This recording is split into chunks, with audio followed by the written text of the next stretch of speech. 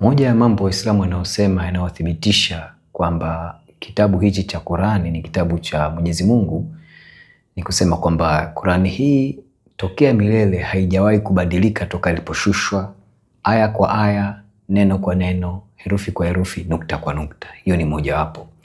Nyingine ni kusema kwamba Qur'ani ilijaa miujiza mingi hasa ya kisayansi ambayo kwa mtu kama Muhammad ambaye hakuwa akijua kusoma na kuandika ile karne ya 7 asingaliweza kuyajua isipokuwa tu kwa ufunuo wa Mungu. Kwamba huu ni uthibitisho Qur'ani ni kitabu si tu cha Mungu lakini pia kina miujiza mingi kama uthibitisho moja wapo. Na kwamba hakuna hitilafu yoyote. Sasa nataka niwaulize swali moja. Baada ya kusoma aya ifuatayo na hadithi.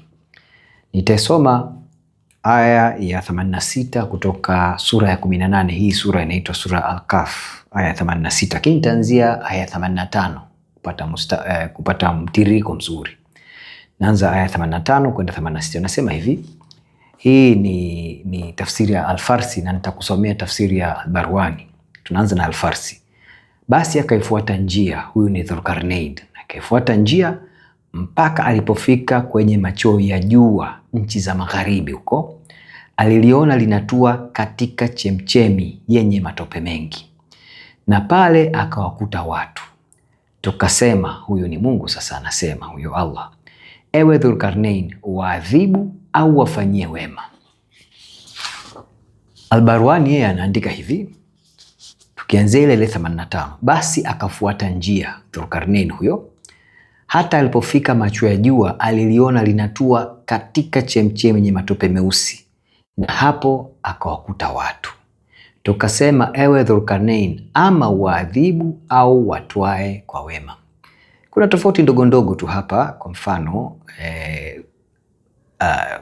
Al-Barwani yeye anasema kwenye matope meusi. Farsi anasema katika chemchemi yenye matope mengi. Huku mwishoni Al-Barwani anasema watwae kwa wema.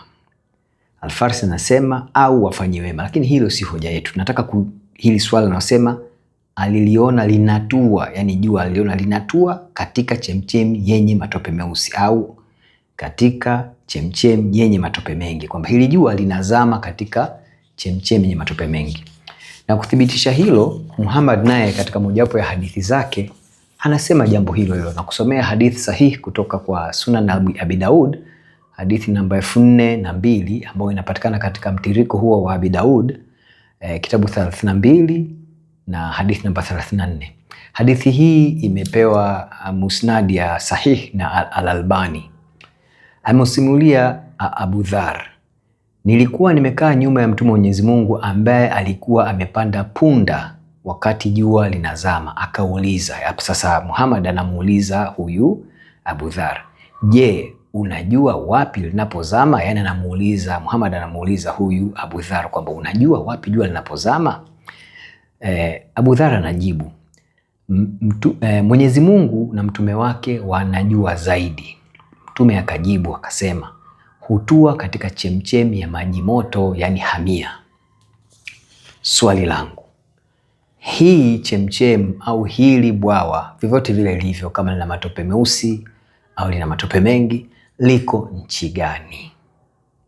Ndugu zangu, tujibu. Hii ndo Qur'an aposema kwamba jua linazama katika chemchem. Ndugu zangu Waislamu, haya ni maneno ya Allah. Sasa mtuambie hii chemchem ipo nchi gani na sehemu gani, na sisi twende tukajionee. Asanteni, tunasubiri majibu.